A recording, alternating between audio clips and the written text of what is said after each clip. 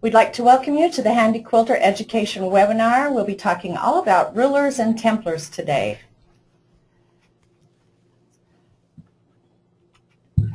This webinar is being recorded, so you'll be able to find it on the Education tab at handiquilter.com beginning tomorrow.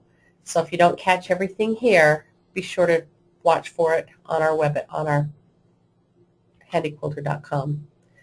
And if you listen today, at the end of our presentation, we have a special coupon for our webinar participants. I'm Cheryl Duncan, a Handi Quilter studio educator, and I'm joined by... I'm Marie Eldridge, also a studio educator, and we're going to get started and tell you all the fun things there are to do with rulers and templates. We're talking today about the long arm rulers and templates, and we'll be giving some tips about using those. The long arm quilting rulers are sometimes called templates. I'm also been told that if you have a straight one, it's a ruler, and if it's curved, it's a template. So make sure whether it's a template or a ruler, you're using a 1/4 inch thick plastic. You mean I can't use my rotary cutting rulers, Marie? Cheryl, do not use rotary cutting rulers. Why? They are too thin. They'll slip under your hopping foot. You'll break your machine. You'll end up getting timing. The Handi Quilter rulers are created specifically for long arm quilting rulers, and those are too thin, and you could end up taking your machine in for servicing. So will these rulers work with any of our machines? They will work with any of our machines. You can use them with the HQ16, the Avante, the Sweet 16, the sit-down sewing machine, and also the Fusion. Well, that's good to know. Handi Quilter rulers are now etched, so the marks that last long. I also like that they're etched in there so they don't interfere with what you see. You can see your seams through them, and you can line up on those etched lines. They come in a variety of shapes. We have straight edge, half circle, full circle, clamshell, swags, mini circles, and versatile. We're going to talk about some of our favorites. We really do have a wide variety of rulers available. When you're using a ruler, you always need to make sure that you're using a ruler base, and you need to make sure that you have the correct ruler base for your machine. If you have the Avante, or if you have the Fusion or the 16, you need to make sure that you have a rounded ruler base. And if you have the Avante, you need to make sure that you have a square ruler base.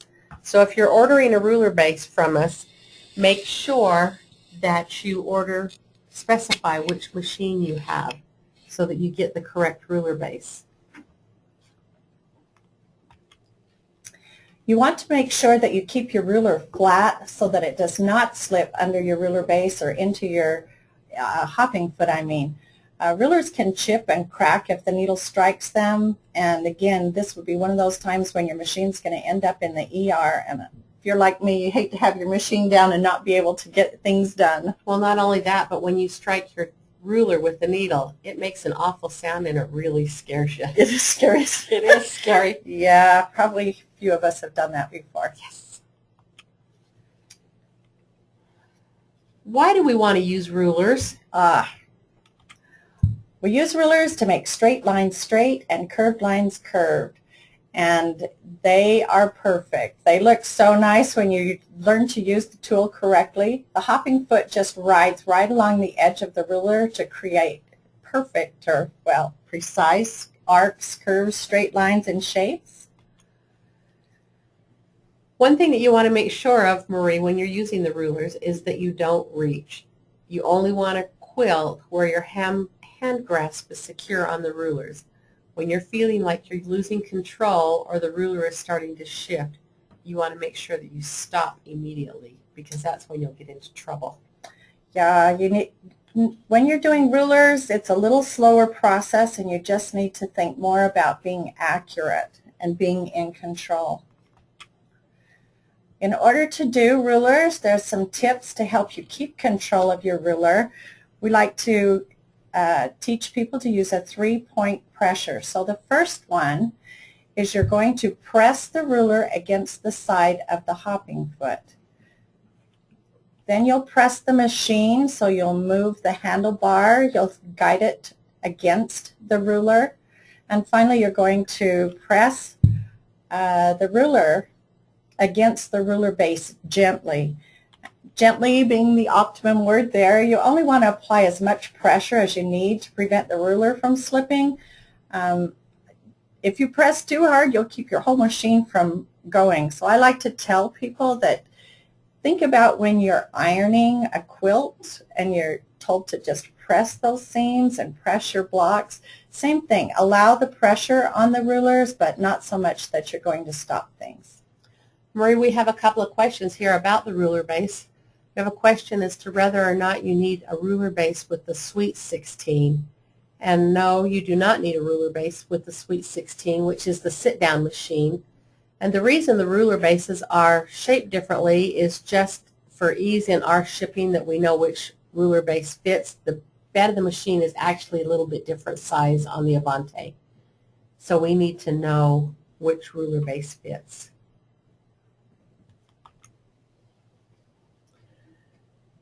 The reason for using a ruler base on your machine is it gives you stability, and it also adds some width to the machine bed.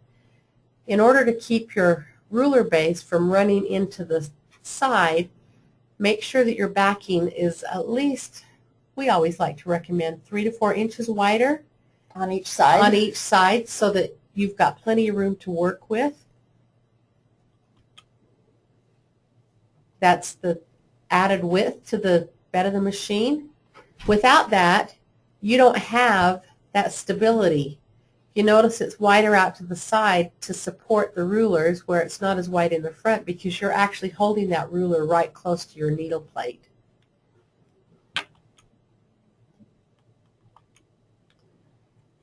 Now here's a good trick, and this is Cheryl's trick. If there's not enough backing fabric, add an extension. So Cheryl, tell us how it works. All you need to do is take a piece of twill tape or ribbon or whatever you've got handy and just clamp it into your clamps and then pin it onto your quilt. That way your clamp is moved away from your quilt, and it'll prevent your ruler base from bumping into those clamps, because if you hit those clamps, it gives you a little bobble in your stitching. Or it'll even stop your machine from moving and you can't figure out why you're not going anywhere. That's true.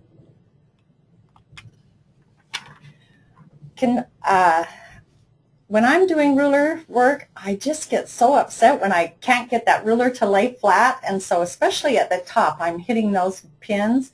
So this is a good tip. If you know you're going to be doing ruler work at the top of your quilt, leave plenty of space for your rulers to fit. You don't like running into those pins with the rulers and trying to hold it flat? It won't lay flat. I can't figure it out. Doesn't. Another good tip is that when you're using rulers, you want to make sure that your needle is in the down position. That way, when you stop to adjust your fingers, your machine stays in the same point, and you can move those rulers easily. So always make sure when you're using rulers that your needle is in the down position.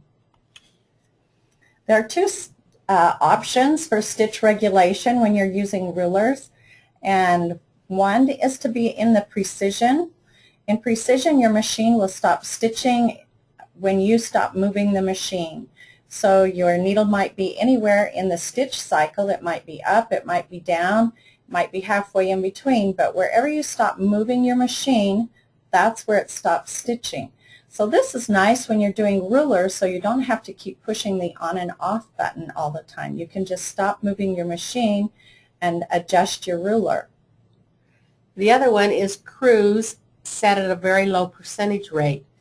I like to set my machine at a 3% cruise rate, so that as I'm stitching along, if I'm moving my ruler just a short distance and I don't want to stop my machine, I can actually let that machine stitch, and it will only take maybe 1 or 2 stitches, and I can move my ruler in that time, and you don't notice that. Yeah. So both work really well. And for the 16, You can use True Stitch and do rulers. You can have the regulation on that machine as well. I love it for doing rulers on the sit down. So ruler work is not fast. It's slow, but it's very accurate and very rewarding when you're done because you have such a what you expected. You have straight lines or you have curved lines. You have it right in the ditch where you wanted that seam to, or the stitching to be. So I really like the results from using rulers. It is, and it's like you say, it is a slower process, but it is very rewarding to see that at the end. When you're doing stitch in the ditch, on the bottom here you can see this is 14 stitches per inch. If you set your machine at a short stitch like that, and then it'll just bury right in the seam. Also use a lightweight thread, and that'll just put that stitching right in the ditch so you don't see it. You can see on the other side here, this is a King Tut thread. It's 10 stitches per inch, and you can see the stitch a lot more. It depends on what you're trying to do on your quilt, but if you really want to bury those stitches in the ditch, 12 to 14 and a lightweight thread. You know, Marie, when I'm doing stitch in the ditch, oftentimes I like to use monopoly because it makes it really easy to hide those, especially if there's a high contrast of fabric colors. You can also use other finer threads like a 60 weight cotton or poly or even silk thread because they're all very easy to hide in that ditch. Yeah, I'm using a really lightweight thread too that I'm stabilizing my quilt with. I'm really liking how it's turning out. Long arm quilting rulers can be used on any side of the hopping foot. You can use it on the front, you can use it in the back, you can use it on the right side of the hopping foot, or you can use it on the left side of the hopping foot.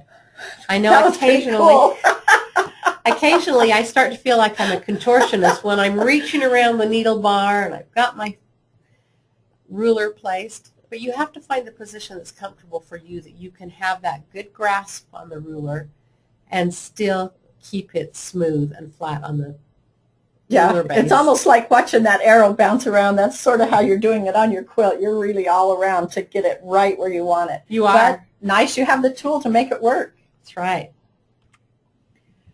We're going to talk about some of our favorite rulers and the straight edge rulers that we have. There's the 3 by 12 inch. There's a mini ruler and a mini scallop ruler. We'll talk about some of the uses for each of these. With a 3 by 12 and the mini scallop, you can use it to get straight lines of all different kinds. You can use it for diagonal lines in a block. You can use it to make stars in a block.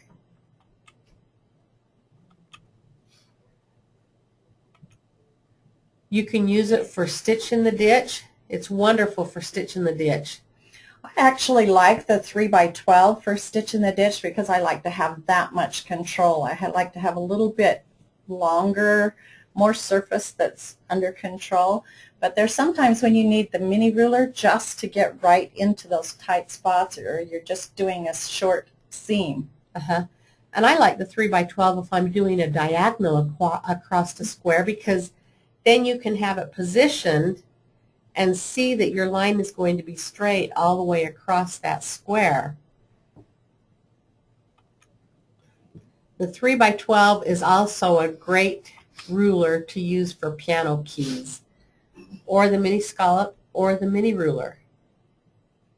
You can see on that last one it's showing a swag, and then it just has the piano keys going right up to the swag. If you use your ruler and you don't reposition it, you go right up to the swag and then back down on the exact same line. That's how you make those nice piano keys. Marie, really quickly, we have a question here about using the open toe hopping foot with a ruler. You can actually use those rulers on the 3 sides of the open toe foot. The open toe is a little bit flatter, so you just have to position your rulers on the other 3 sides.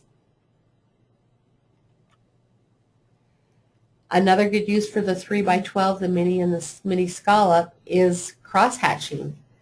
And like I said earlier, I like the longer ruler because I can go further and I can see that my lines are all lined up. And you also want to make sure that as you're using the cross hatching that you do it in a W, that you don't try to go the whole length of the quilt on one line. Use the bed of your machine and do it in a W all the way across your quilt. Break your thread and come back to your left-hand side and start over again. Good tip, Cheryl. Cheryl teaches all our cross-hatching. Okay, you can use the straight edge for setting great boundaries. You can use it to go around and echo. You can also use it to, this is very popular right now for modern quilts, is to set a boundary and then fill it in. So there's a lot of things you can use these straight edge rulers for. Marie, did you know that you can use the straight edge ruler to help guide yourself around a rounded corner or an area on an applique or embroidery design? That's one of those things I've watched you and Vicki do. I can't believe how you can use a straight edge to guide you around. One thing you want to make sure is that when you're using a ruler to help guide you and help stabilize you as you're going around these appliques, is that you're actually not pushing the needle bar with the ruler. You are strictly using it as a stabilizer. You still want to guide the machine with your right hand on the handlebars. But it's just that little extra bit of ruler, a little bit of steadiness on your foot that keeps you going exactly around. That we got another tool for that. That's my favorite. I'll show you that one. This is our mini scallop ruler, and it's great for straight lines. I actually love this ruler, Marie, because it's a little bit longer than our mini, and it's got the breaks on the end of it, so it reminds me to stop and readjust, but it's just a little bit longer. And also you get a secondary design with this in that you get the scallop. Those scallops are great for making shingles on a roof or for making waves, or use your imagination and come up with your own design with it. I know this is your favorite ruler because you talked me into this one. And it fits so nice in your hand where it has those little cutouts on the one side, the little wave there. It fits your hand nice, but I also like that it has all the measurements all the way across the ruler, so you can line up on any of those. That is an added bonus to them, is most of our rulers do have those 1/4 inch etched marks on them. This is my favorite ruler, and there are so many uses you can use this for. The chevron, you can use L shapes on your corners.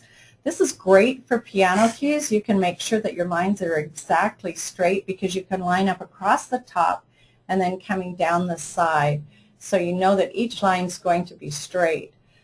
Diagonal lines, cross hatching, spiral square, stitch in the ditch, parallel lines, square and square. The thing I use this ruler most for is I probably use it as a T-square.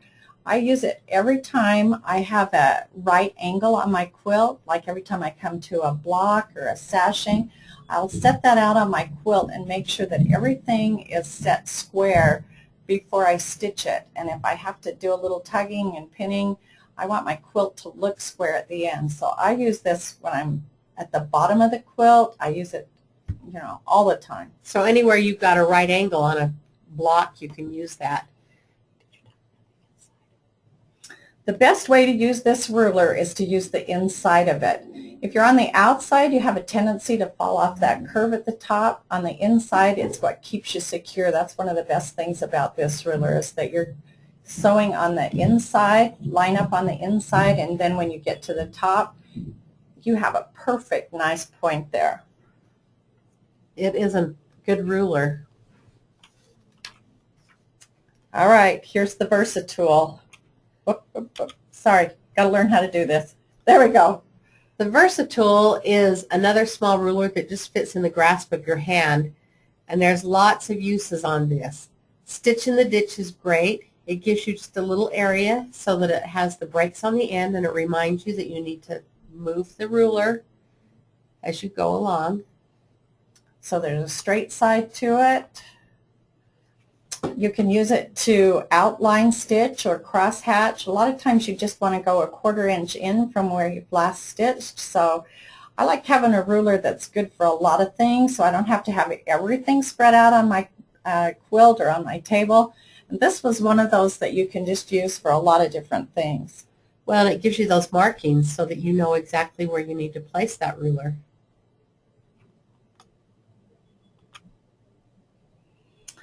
Another thing you can use this ruler for is for right angles. You can do continuous curve quilting with this. I actually used this ruler to do some half square triangles, and so I made a curve on each side of the triangle. Then I had, like I said, this ruler has the straight edge, so I could do a curve, and then I could go up the seam using the straight edge to travel with. So it was a continuous stitching pattern in order to do that whole sashing, but one tool. So it works really well. That way you didn't have to keep changing rulers, just change the position. Anything to help me get done quilting faster. Even though we're doing rulers and we know it's slow, we still want to get done faster. It's also an awesome tool for the continuous curve. All right, this is where I like to use the Versatool, is to help go around an applique. There's a notch there. There's actually 2 different notches in the ruler that you can lay that against your hopping foot and just guide it around. Like Cheryl said, you don't want to push, but just having that little bit of stability helps you stay exactly where you want to be and not push your needle into the applique. Marie, if you notice on the Versatool, we have 2 notches there. They both will actually work with the Handi Quilter machines, but the one notch is a little bit larger, and so it works with other hopping feet of other quilting systems.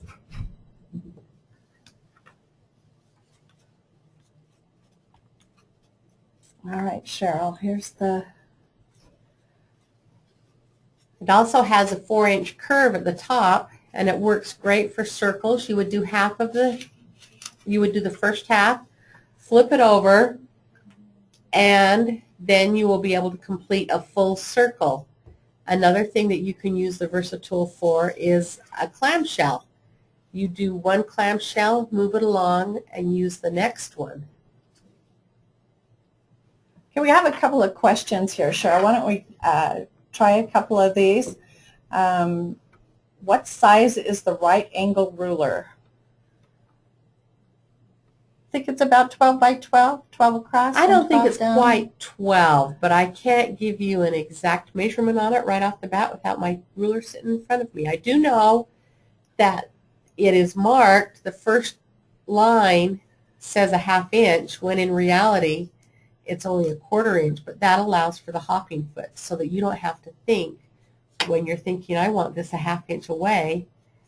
You'll be able to use that line right there to line up, and it'll be a 1/2 inch away from your previous line of stitching. Which is maybe something that all of you weren't aware of on our rulers, is that etching marks and the measurement that's given there does allow for the hopping foot. So each one is a 1/4 inch.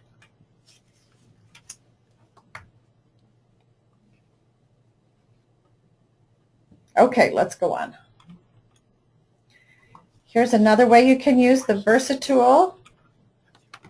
Just doing curves. It has a curve at the bottom end and it has a curve at the top end.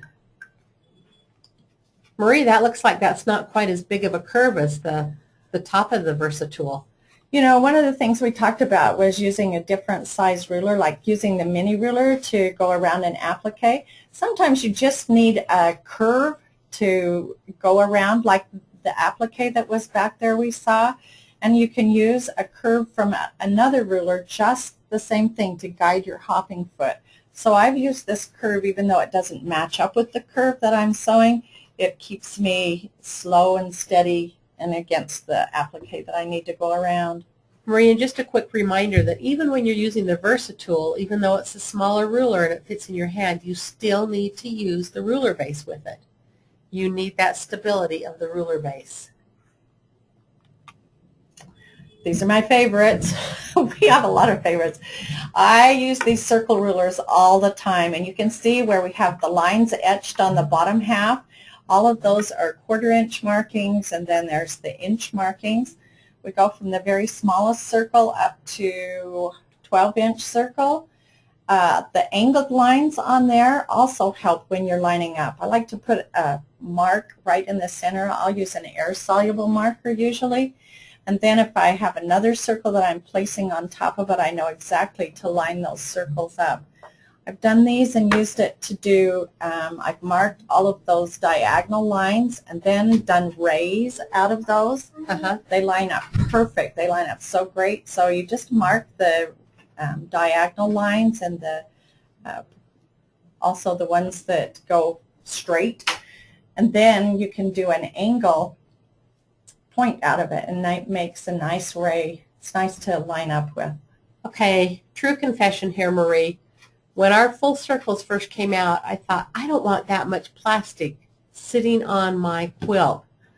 But I gave it a try, and I love them. I love that they're marked, and I love it gives you that full circle that you can hold. If you've got the space on your quilt to use that, I would rather use the full circles, and I really like them now. I like to have more to hold on to too, Cheryl. I like having the big ones. Yes. I like having the full circle, but there's always uses for everything. So we'll talk about the half circle. But here's a tip when you're quilting around a circle.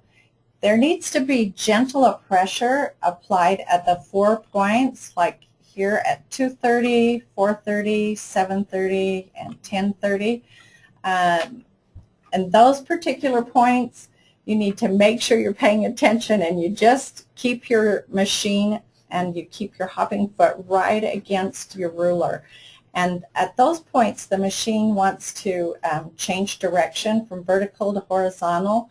So it's almost like your machine will wander off without you. So I've found those places are the ones you really want to pay attention to, and you really want to stay on task while you're doing those. So. And I've had my ruler or my quilting machine wander very many times when I haven't paid attention. Another great circle, or used for the circles and half circles, is for the continuous curve. I love this design on a quilt. If you've got a 9 patch or little blocks in your quilt, this makes a really pretty design. And it just is so nice with those full circles because it gives you those markings you can line up each time on the same line so that your circles are absolutely perfect. And I know you love this. Cheryl, don't you have like a king-size quilt that you did continuous line the whole quilt? Cheryl's very careful. Yes, I do. And it's gorgeous. It's a beautiful, beautiful quilt. 18 patch, I think, isn't it? It was. Yeah. Something like that. Okay, continuous that. Now, circles and half circles, there's 2 different kinds. You can do concentric circles, which share a common center. So in order to get this the 1/4 inch bigger, what you'll do is you can use the first ruler, the size that you have, stitch around, and then for the second, to get it a 1/4 inch bigger, you're just going to put the ruler on the stitching line and then put your hopping foot against that. Now the ruler's not going to take up the whole space, so you can stitch just a little space and then adjust your ruler, stitch a little bit more, and pretty soon you'll have that outer circle that's just a 1/4 inch bigger than the inside. Okay, Cheryl, did that make sense? It did.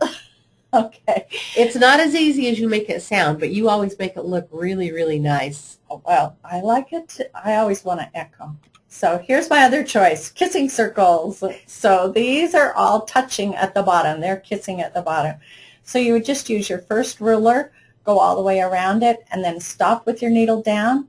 Put the next circle right against your hopping foot and do this, that size, and then just keep progressing. And I like that you've added the designs to the middle of the circles. That just changes the whole look of it. It changes a lot of things, Cheryl. Whatever you put on the inside, you put something different inside the arc or the circle, it changes the whole look of it. It does. Another thing that changes is just by using different spacing between your sizes. So that's why I like using that 1/4 inch or smaller even. But it makes such a big difference on your quilt. There's a lot of things that you can do to get a different look. It's always nice to not be the same all the time. And nice to have the tool to do it. It is. Another thing that you can do with the circles is you can actually use it to make your veins for your feathers.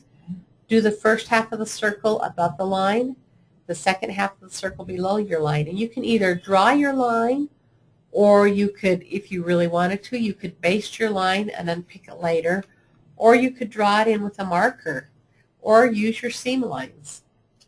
So when you say a marker, you mean one that's going to air erase or wash away, right? Yes, yeah, I do. Yeah. You don't want that line there permanently. Okay, so if you took that last line and then came back, you would end up with a melon shape. And melon shapes are awesome also. You can do a lot of things inside those. And just echoing on the inside by using the curved side of your ruler, it's kind of like that continuous curve look. You've got the second look there. But look at the bottom. These melons, just by changing the direction of a straight line inside the melon, look what a different look each one of those will give you.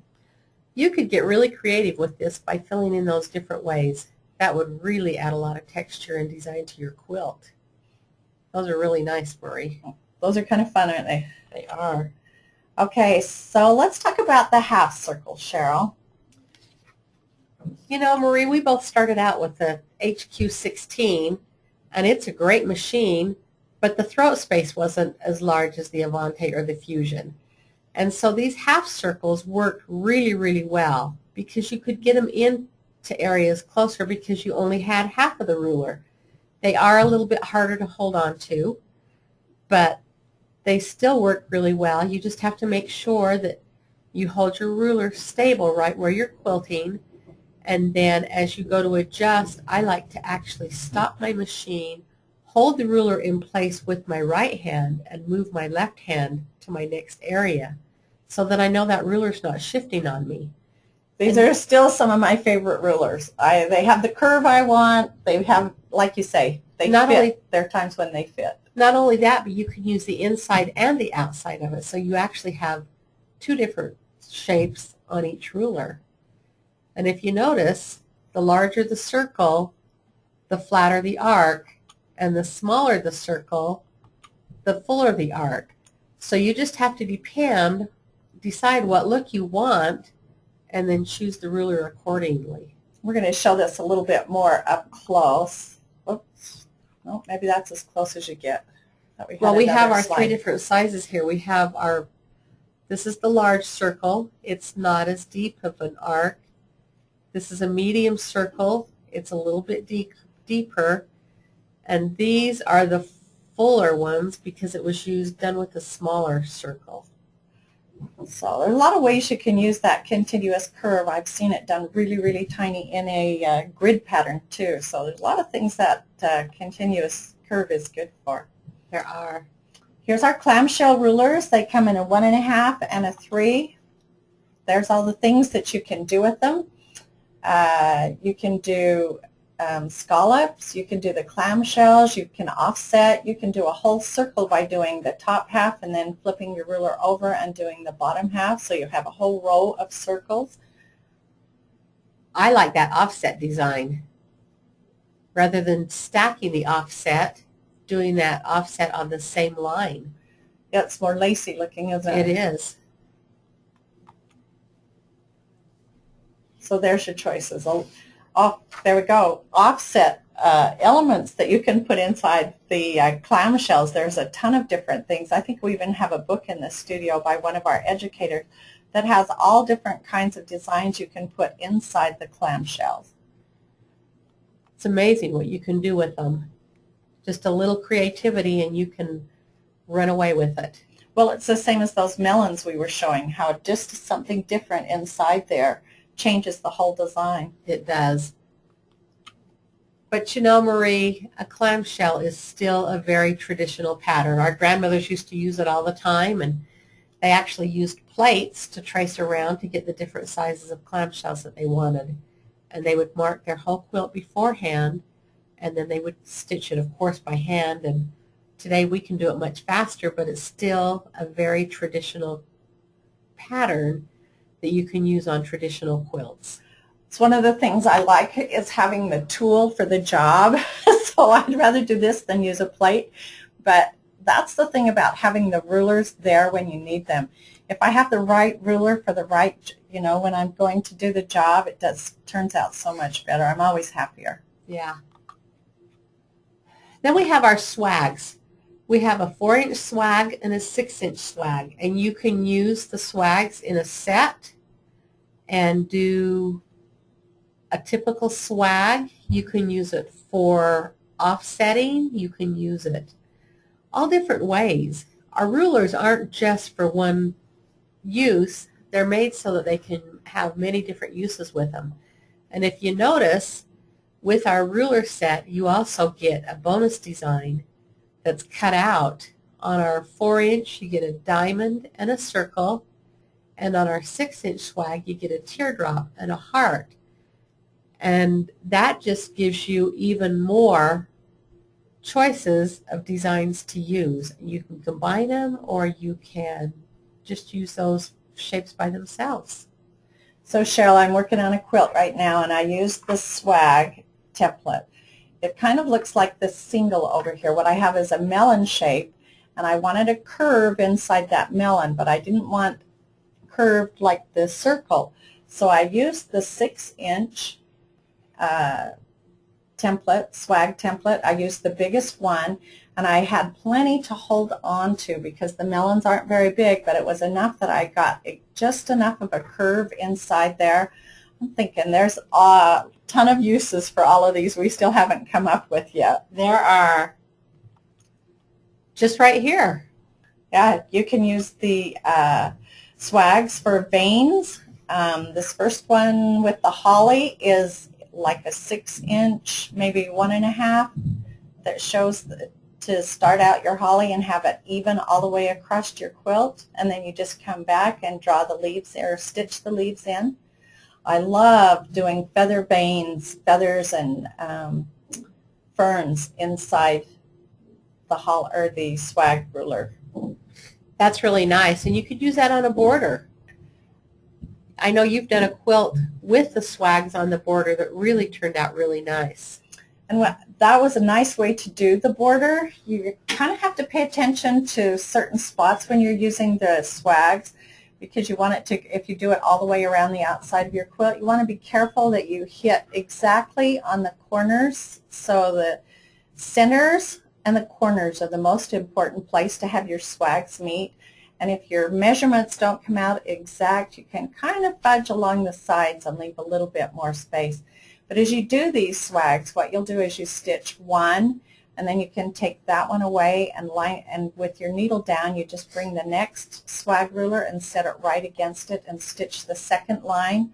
And then again, you just, after you've stitched that one, you move that ruler away and bring the next larger size, and you've stopped with your needle down, so you can get that line up at the point and it stitches down and it matches up. You can either do it that way, or you can go all across your quilt using one size and then the next size. So there's a lot of different ways to use these tools. But it sounds like if you're going to do it around the outside edge of your quilt, you do need to do a little bit of planning so that it does end up in those corners exact. Exact, yep, yep. The other thing was when I used these to do my whole border, I had 3 different sizes of border. I had like a 3-inch, and then a 1-inch sashing, and then a 2-inch border. And I just went all across all 3 borders using this 6-inch swag, and it really was a nice way to do that border. Sometimes you don't want to do each individual border by itself, and so putting them together like that works out well. Well, and the other thing is you don't always have to use all of the sizes of the swag. You can use 1 or 2. There's our bonus designs for the swags, the diamond and the circle and the hearts. Our mini circle ruler. This is a fun ruler. You can actually use the straight edge for your straight edge ruler, and then it gives you the option of 4 different sizes of circles inside, you put that around your hopping foot and actually stitch the inside of the circle.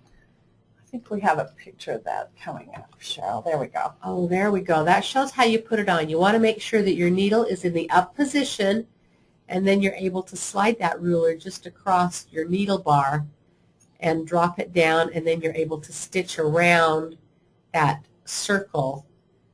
And once you've got it, if you want the same size circles, all you have to do is keep that hopping foot in there and move it to the next space you want your circle. It's not hard to get it off and on once you know how to do it.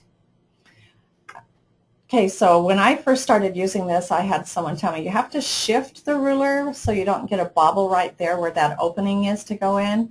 I don't usually have a problem with that, but if you are having a little bobble there where that opening is, before you stitch across there, just twist that ruler a little ways and you won't have that. That's a really good tip because I've seen some people actually bobble there and then they don't like it. So there's a lot of different things you can use this ruler for also. You can create pebbles or flower centers. You can do filler designs. You can always use the straight parts of it for stitch in the ditch. Cross hatching.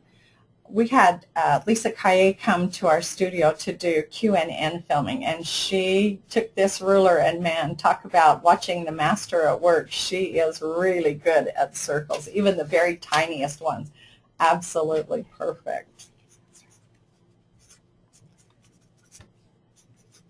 Marie, can I use rulers on my Sweet 16? Oh yeah, I love rulers with the Sweet 16. You can use the circle templates. The thing that I found that's different in using the rulers and templates with the Sweet 16, when I'm working on the long arm, I like to have my ruler just without anything on the bottom of it. But when I'm stitching on the Sweet 16, the sit-down machine, I have to have something on the bottom of the ruler so I can get a grip so they don't slide. So there's a couple of different things that I've used that I really like. And there's a lot of things out there that people are talking about using. We've heard some crazy things. One was to put fingernail polish with sand in it, paint that on your ruler. Well, that would give you a rough surface. That would give you a little rough surface, but I think there are sandpaper dots that you can stick on. We also have the sticky dot runner. The dot runner, sticky dot runner, that you can put sticky dots on the back of there, and then those just rub off, just peel off if you know, but you can still use that, the sticky stuff on the back of it and use it with your long arm machines. Maybe some of you would like it that way. There's also a product out there called Ruler Grips that is made for the rulers. Another product that they use, Marie, is sometimes people will get actually a sheet of skateboard tape and cut that to the size that they want and just put that on their rulers, and it holds them in place. I like anything that's see-through, that doesn't interfere with my lines, the etchings that are on there, because I want to line up. So another thing that I've heard people using is rubber cement, just putting some of that on the back of your rulers. That would work. That would work, and you'd be able to see through it better. So rulers are awesome with the sit-down machine. You can do stitch in the ditch with a straight ruler.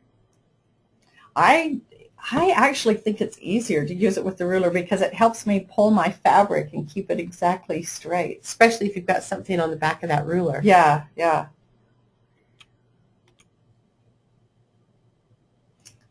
So here's the right angle ruler, also awesome to use with the sit-down machine. Any ruler that you can use on the stand-up machine, you can make the job easier on your sit-down machine. Just remember that even though it's a sit-down machine, you still want to make sure that your rulers are the 1/4-inch rulers, not your cutting rulers, because you've got the same hopping foot system. It does take a little bit of practice to get to use the rulers with the Sweet 16, but it is doable. Okay, so that's all in what you're used to, Cheryl. For me, I like those rulers on the sit-down machine because it keeps me just steady and it puts right where I want that stitch to go. Well, you're pretty good at the sit-down machine. Okay, we have a few questions that we're going to answer, but we want to remind you that we have an awesome offer here, 20% off any ruler or template. If you go to our website and you use the Handi Quilter, use this code. So just type that in and that will be good until the 20th of December. We have a couple of questions here. One of them is asking if the right angle ruler is the one that folds. No, it is not. The right angle ruler is actually a right angle all the time. The one that folds is a cutting ruler. So be careful and do not use that with your machine. Another question that we have is somebody was having problems with their ruler bobbling on their machine.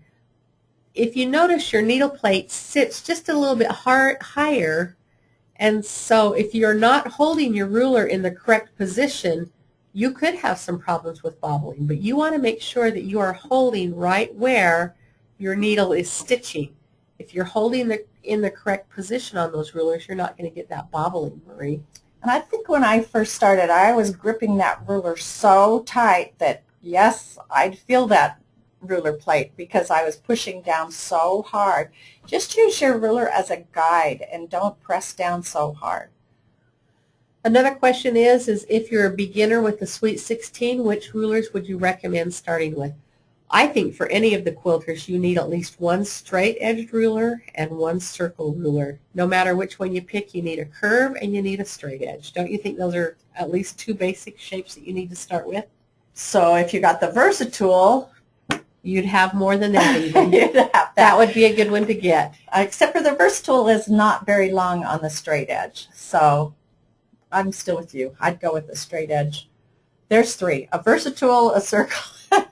That's right. Gives you a good variety to choose from. Again, my comment is if you have the right tool, then you get the right look, and it makes your job so much easier. So another question is, what kind of thread do you use in the bobbin? If you're using the monofilament thread, do not use the same in the bobbin as what you're using at the top. A lot of times if you wind monofilament on your bobbin, you'll stretch it and then it expands your bobbin and it puts it out of round. So then you'll have problems with your machine if it even fits in there. I just like to use a lightweight thread on the bobbin when I'm using monofilament on the top. That's what I do also. It's also one of those things that answers that question. A lot of people want to use a different colored thread on the top than what they're using on the bobbin on the bottom because of the fabric choices that they have made. We strongly suggest you use the same thread color on the top as what you're using in your bobbin. So if you use monofilament on top, then you can use whatever color you want on the bobbin. That's true, and it works out well. We've got a question here wondering if the coupon is good for just one ruler or any rulers. It's good for any rulers that you order today, and it expires on December 20th. Any and all rulers that you order. Let's see. So I think that's pretty much all the questions that we need to answer today, Marie. I hope that you've learned something from this. Okay, so you don't have to remember everything you learned today, everything we talked about. We'd like to thank you for joining us and invite you to visit our website. You can go back and revisit this and see if there are any things that you missed, any questions that we didn't answer, maybe in there somewhere. Our next webinar will be offered January 10th at 11 a.m. Mountain Standard Time, and the topic will be Finish More Quilts. Once again, you have until December 20th to get your rulers ordered. Thank you.